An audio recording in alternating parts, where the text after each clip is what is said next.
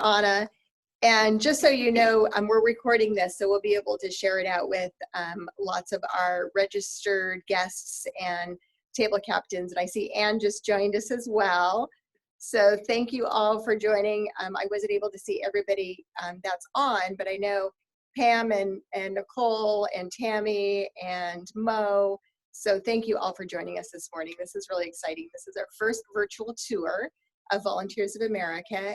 My name is Christy Holdereger. I'm the Vice President, Chief Development Officer here at Volunteers of America. And this program is really special to me because this is where I started 29 years ago with Volunteers of America. I worked part-time at this program site that we're going to be touring and also at our admin office. So for those of you that may not be as familiar with Volunteers of America, I want to give you a little background of who we are. Volunteers of America is part of a national faith-based organization, and we've been in Sacramento since 1911 providing direct services to those in need. So we started with a soup kitchen and a chapel, and we now provide over 50 programs that move people from crisis to stability. And that's through Northern California and Northern Nevada. So over those years, I think when I first started, there was maybe 8 programs. So we've definitely grown over the years and continue to, kind of try to meet the need of whatever's happening in our community at that time. Most of our programs are 24-hour residential sites. So we do depend on paid staff. We have about 425 staff throughout the organization that are there, and there are essential workers. Those are the individuals that through this whole crazy health crisis have been going to work every day because our clients depend on them, and we wanted to reassure them that we weren't going to leave them behind or we weren't going to abandon them. Volunteers of America provides 4,060 people with shelter housing every single night in our community. So we run emergency shelters, transitional housing programs, permanent supportive housing programs, affordable housing programs. So it depends on what the need is of that individual and where they're at in their journey to leaving homelessness behind for good. And so that's the type of services that we're providing in our community. And this program that we're visiting today, Options for Recovery, again, was one of my first introductions to homeless services or traumas that people experience in their life and don't know how to deal with them. So it's, I just saw a chat pop up and Melissa asked again, so it's 4,060 people that we're providing housing to every night in our community. And it's really rewarding, and it's been a challenge over the last couple months, but we have been there every day and we continue to be there. And you all make that work possible. Almost everybody on this call at some point has supported Volunteers of America through volunteerism, financially, in kind, masks, all kinds of things. And you're the ones that really make our work possible. So thank you for that. So just I know we're already 6 minutes into our 30 minutes. And so Options for Recovery is a program for women and children, women that are experiencing a substance abuse. And 30 years ago, so this is our 30th anniversary of this program. And I was just talking to Marsha earlier, we were planning on doing a big celebration party, which we can't do right now, unfortunately. So maybe we'll put it off till next year. But 30 years ago, there was this epidemic, and it was the shaking baby syndrome. Babies were being born addicted to crack. And state of California put several $1 million aside for different counties to get a pilot project, and Volunteers of America got one of those pilot projects. And it was so what was happening back then is women would have these babies that were positive to drugs when they're born, and Child Protective Services would remove those children because they weren't being cared for and protected. But that wasn't the solution. The women kept on having babies. It was the one perfect, beautiful thing they could do, and they loved their child, but their ability to care for them wasn't there because of their addiction. And so they kept on losing their children. So California put these pilot projects together that women were able to go into recovery with their children, which was huge. Before that, they had to give them up to either foster care or to a family member, and oftentimes they weren't going into treatment. So here we had a program where they can come in with their children or reunify with their children once they start getting stabilized in their recovery. And it was just really a beautiful thing. And still to this day, we've had hundreds and hundreds of babies being born healthy, drug-free. And the women are in recovery, and they're understanding the traumas that they've experienced in their past and how to deal with those differently, to identify them for one, and then start going through treatment. So with that, I wanted to introduce you to Marsha Lucian. She's our Regional Director of Rehabilitative Services, and she's going to tell us a little bit more about options, and I'm going to ask some questions. So Marsha, can you tell us a little bit about how many women are able to come to this program? So at this time, we have the capacity for 26 women and 12 children, children that are 5 and under. So with that, we really have the opportunity to put lots of moms with their babies and get them learning parenting skills, get them really started with a strong foundation in their recovery and kind of able to move on to the next piece, which may be transitional housing, which may be going back home with outpatient care. This is really their foundation level. This really gets them a really solid footing in recovery, and for a lot of them in active parenting for the first time. Marsha, can you tell us a little bit about the type of woman that has come through this program, and why is this program so important to them? Well, actually, Christy, we get all types of women. That's the phenomenal thing about substance use disorder, is it doesn't discriminate. So we get all kinds of women, ages varying 20 to 40, from all types of different backgrounds. You know, we've had a number of really young mothers where this is their first time having a child. We've had a more experienced mom where maybe they have 4 children or 5 children, but this is going to be the first time that they are able to give birth and actually bring their baby home, or it's the first time that they're actually participating in active parenting where the child isn't with another family member. So they're doing that while they're trying to set their recovery foundation, and that's a phenomenal thing. Marsha, I remember when I was out here years ago, that a lot of the women that were coming through have experienced, I think it was like 75 to 80% had experienced domestic violence in their life or sexual assault. And a lot of the women were starting to use at an age of 15, 16 years old. Can you talk a little bit about that? Is that a typical age? I think in terms of starting with substance abuse, yeah, I think that's fairly typical. There are a variety of reasons that bring a person to that place, but I think it's fair to say that there are some things that we see repetitiously. So domestic violence would be one of those things. Some sort of family trauma or childhood trauma would be one of those things.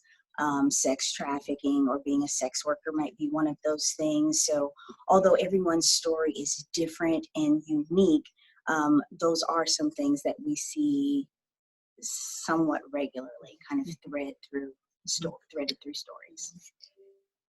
I remember so probably 29, 28 years ago, shortly after I started with Volunteers America, meeting one woman in particular that I'll never forget, and her name is Susan. Susan had about 20 years of drug history use.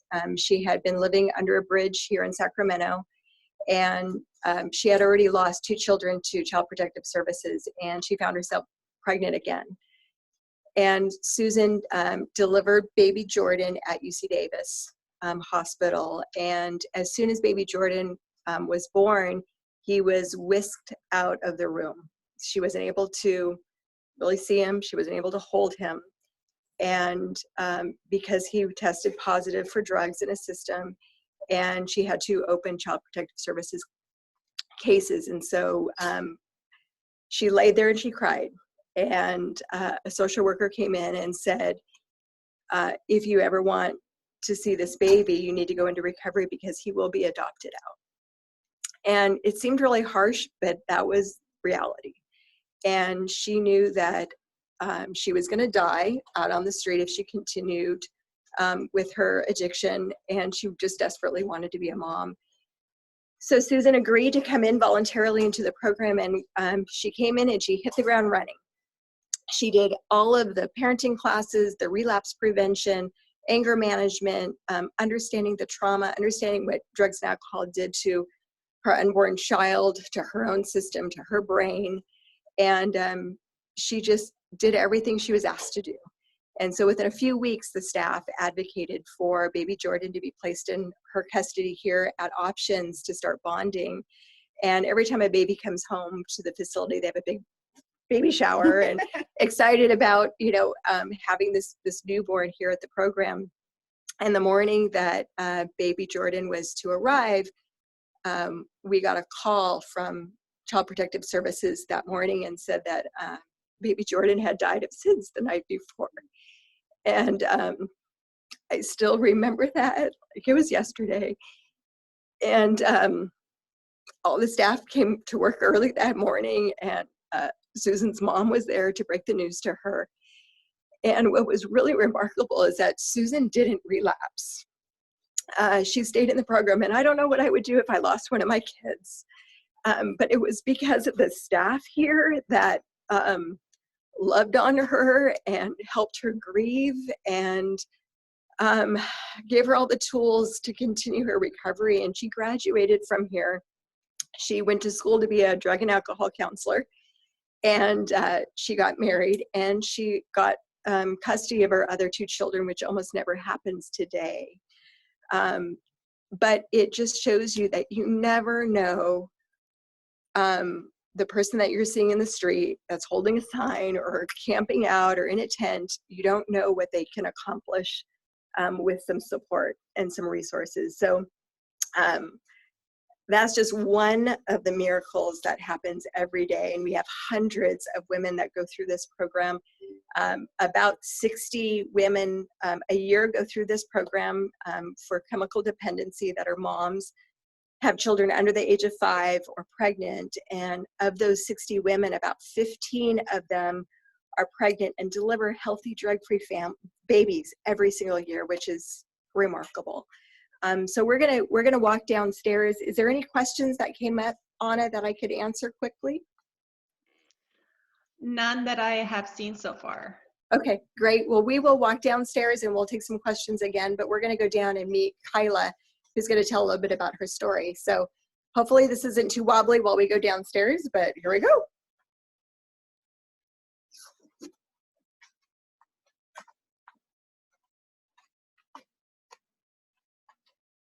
Hopefully I can put my mask on with one hand here. I think I got it. All right.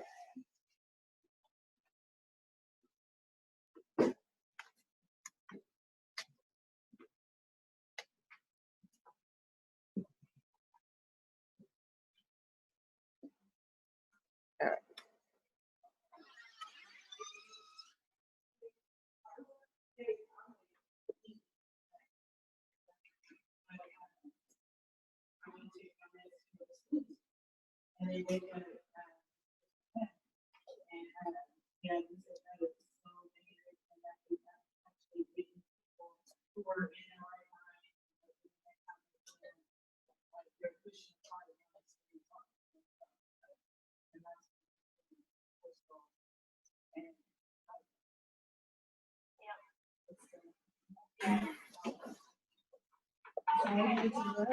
Yeah. We're interrupting a substance abuse counseling session. So Kyla is going to come over and tell her story. Can you hear me okay, Anna? Great. Hi, Kyla.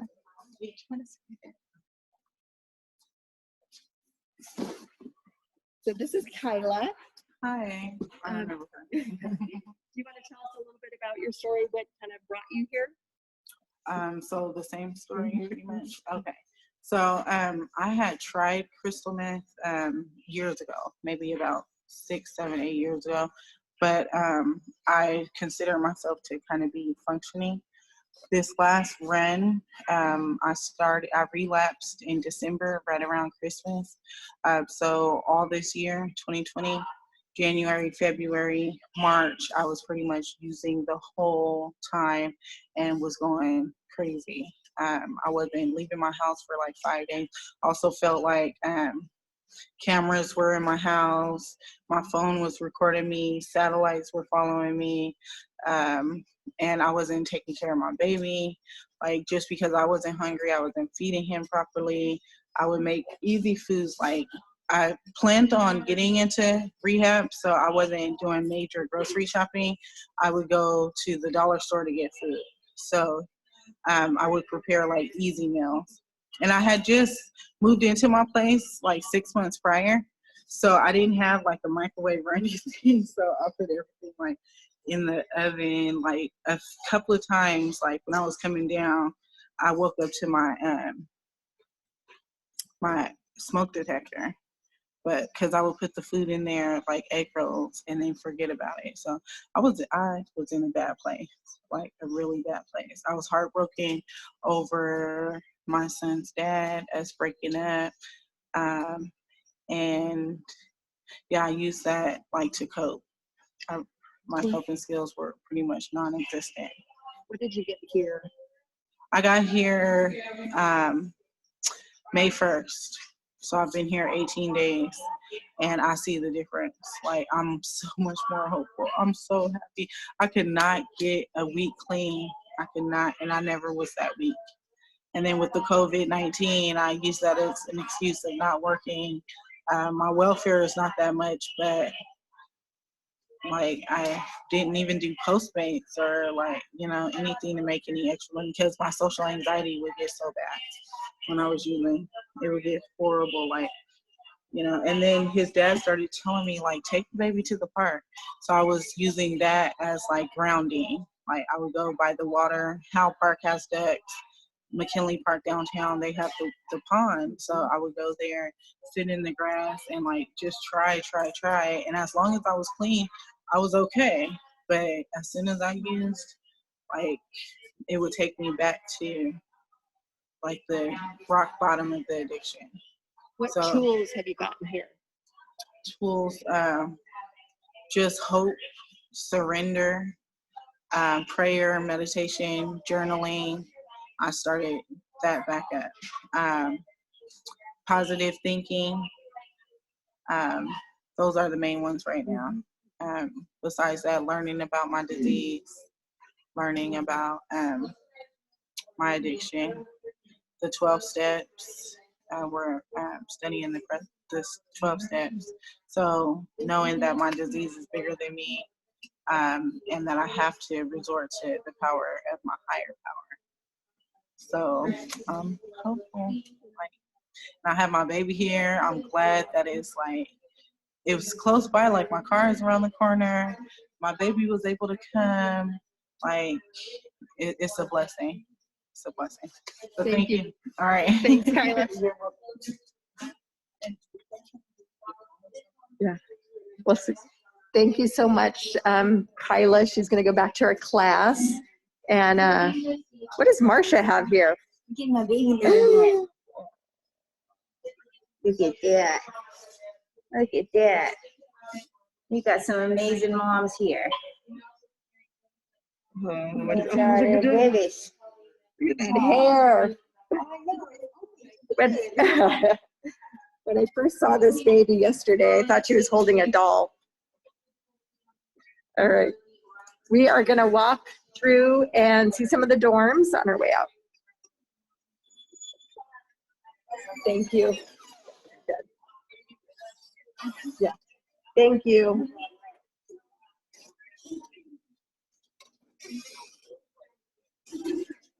Oh, hey, Cash. Hi. Hi, Cash. This is Cash. Say hi. Hi, Ken. Say hi. Hi. Where's your shoe? You're missing a shoe.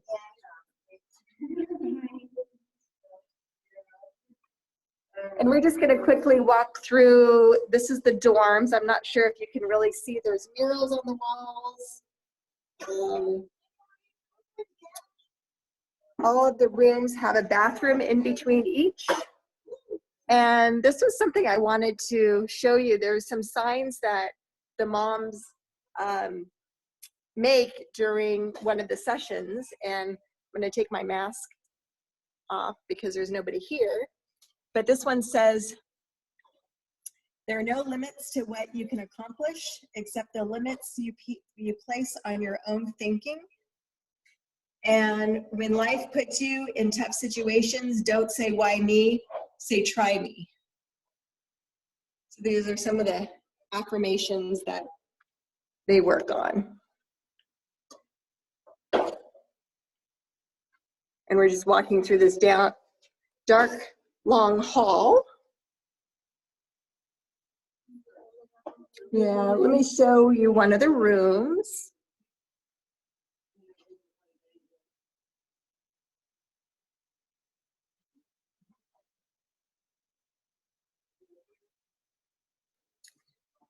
So sometimes the moms don't have their children with them if they're either pregnant and they may be sharing a room with another mom that has a child with her.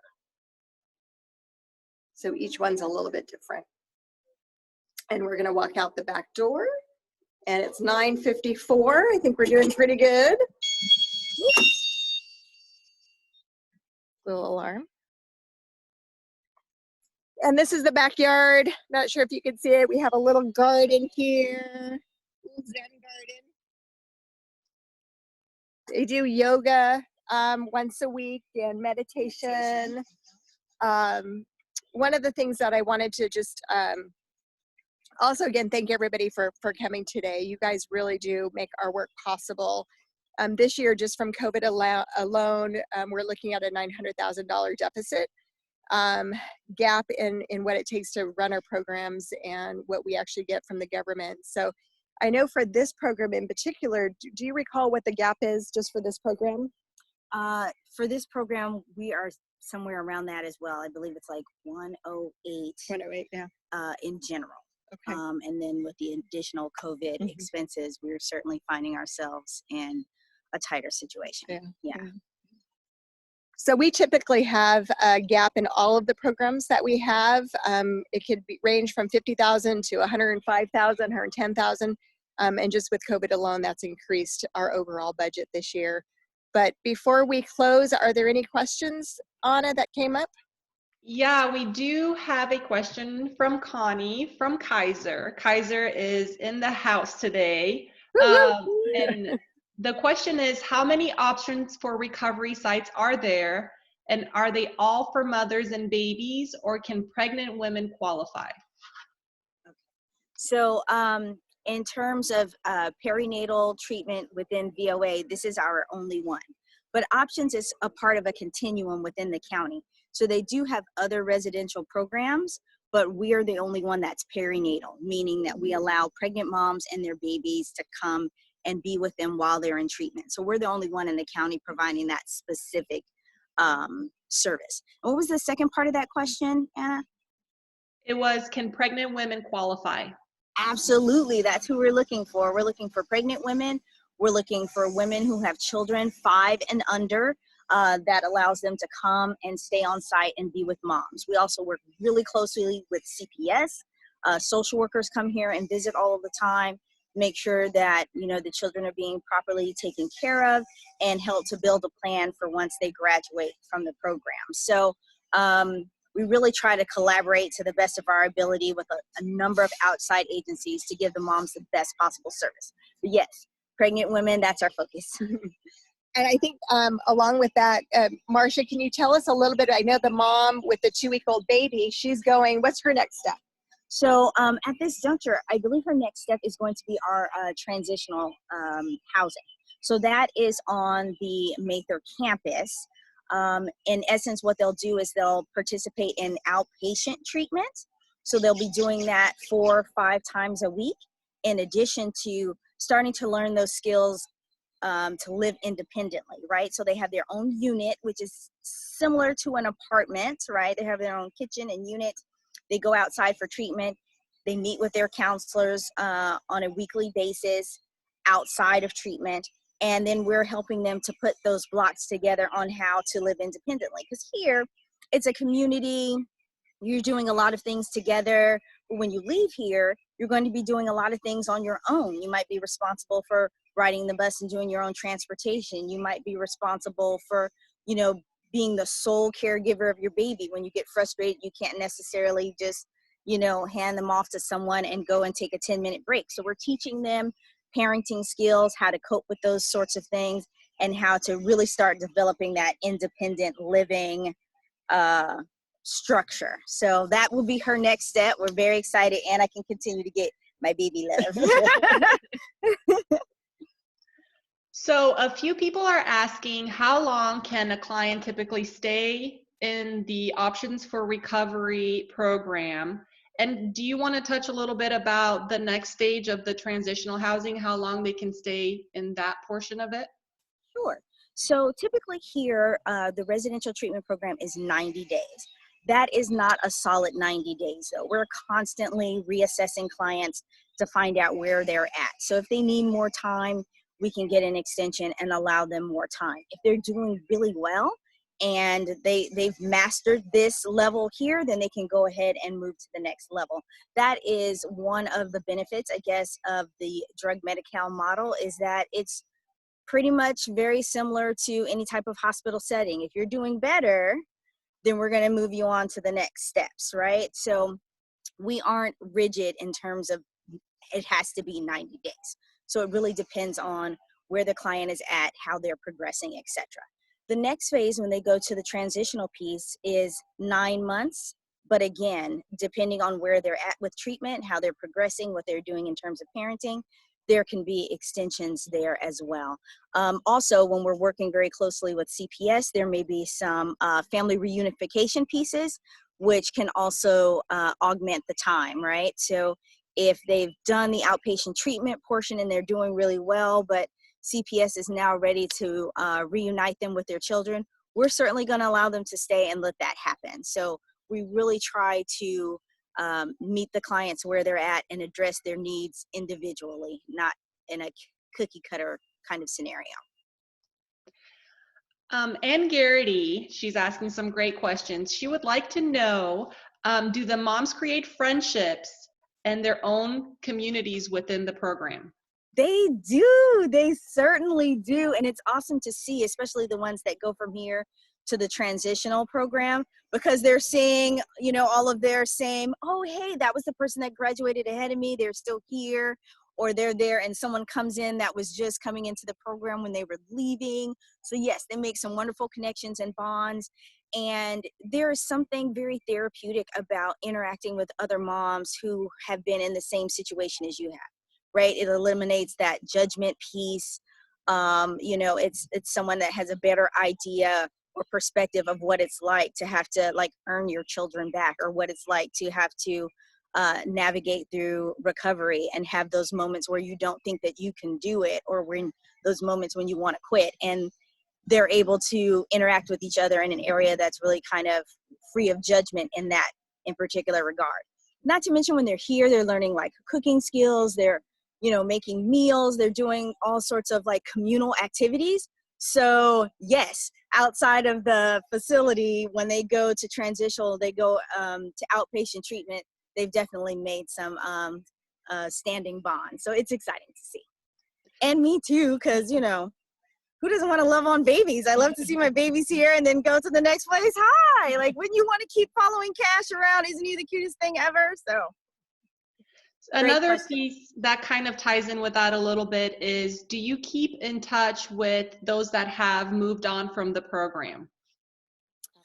So there isn't a specific aftercare component. However, we have an open door policy. Our ladies know that they can call and reach out to us about anything at any time, and they often do. sometimes when they have completed the program, maybe they're in a trying situation, they haven't been able to contact their sponsor. It is not uncommon for them to call and talk to their old case manager, or call and talk to the program director, Chris Stanwyck. It's not uncommon for them to reach out and try and get that support, or if they're just not sure what to do, they know that we have their best interest in heart, and they can call, and we can, do our best to help them navigate through that in particular scenario, and give them resources if need be, and kind of hold their hand and walk them through it. So that is not an uncommon scenario. It's also not uncommon for ladies to come back and just visit. They come back with their children. They want to showcase how well that they're doing, and just come back and say thank you. So those are some great moments too, when I get to see people kind of continuing on with the process. And you guys put on an amazing Mother's Day event too, which is awesome. I know. I'm gonna have to do it twice as good next year, because we weren't really able to do the thing that we normally do. But Okay, next year I got you covered. One last detail, if you can touch on, what is the capacity of the program? Right. So here we're able to house up to 26 women and 12 children. So that is what we're licensed to house here at the facility. But of course, things ebb and flow, right? Some people need to stay longer, some people stay shorter, some people have more children. So there's an ebb and flow to that, but that is the maximum capacity of the facility. And I wanted Marsha to also touch a little bit on what COVID or shelter in place has meant to this program. How's it impacted? Oh, I think the most difficult impact is visiting, right? It makes, even though we have a number of mothers here who have small children, 5 and under, a number of them also have older children as well. And so the older children can't live on site, but they do allow visits for children to come here and visit with mom, or for moms to leave the campus and go and visit their older children wherever they are at, if they're staying with another family member, etc. So because of the shelter in place order, we really haven't been able to do things like that in terms of people coming in and out of the facility. There's just no way for us to keep our moms and our babies safe with that kind of movement. So I would say that that's probably been the most impactful thing. But Skyping instead. One time? Skyping instead. Yeah, so that would be the most impactful thing. So kind of like we're doing right now, we do Zoom meetings, we do Skype, we do a lot of telephone calls. We've had families do some drive-bys, just like you guys are doing, like birthday parades and drive-bys out there. We've had that happen. So we've been trying to, make as many concessions as we possibly can that still allow us to be able to keep our ladies and our babies safe. But that's probably the most impactful is, moms want to squeeze on their babies. And then other than that, our new intakes, we also have a quarantine process. So when we are introducing a new mom into the environment, they have a self-isolation room, so that for that 14 days, they're kind of quarantined in the room. They still have contact with their counselors. We do a lot of phone interviews while they're in the rooms. We bring them meals, etc. But it's just the only way for us to be able to kind of like make sure in terms of getting their temperature checked.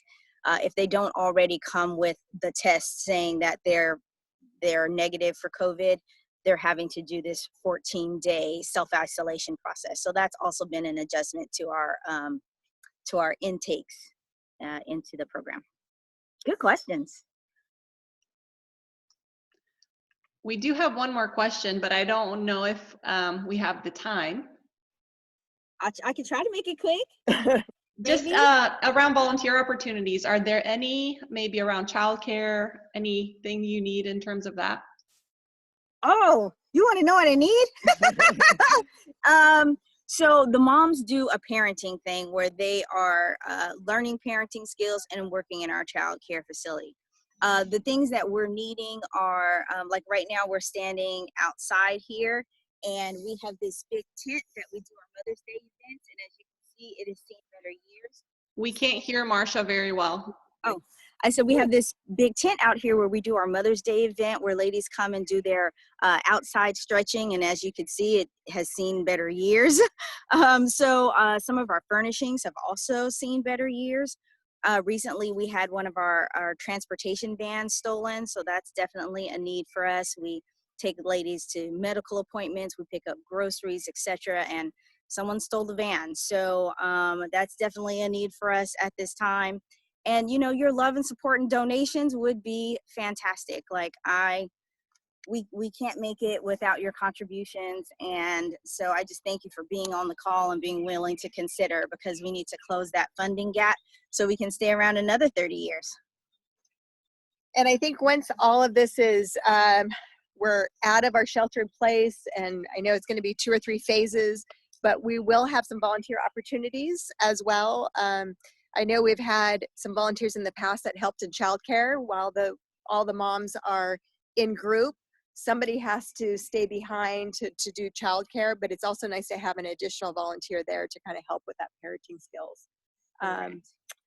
So yeah, I think that's about it. Hopefully that landscaping that was going on behind us wasn't too distracting. But again, thank you all for joining us. We really appreciate it. You have both Anna or my email address or our phone numbers. Please reach out to us and let us know if there was any questions that came up after our tour. And again, thank you so much. We hope to see you guys soon. All right. Thank you all.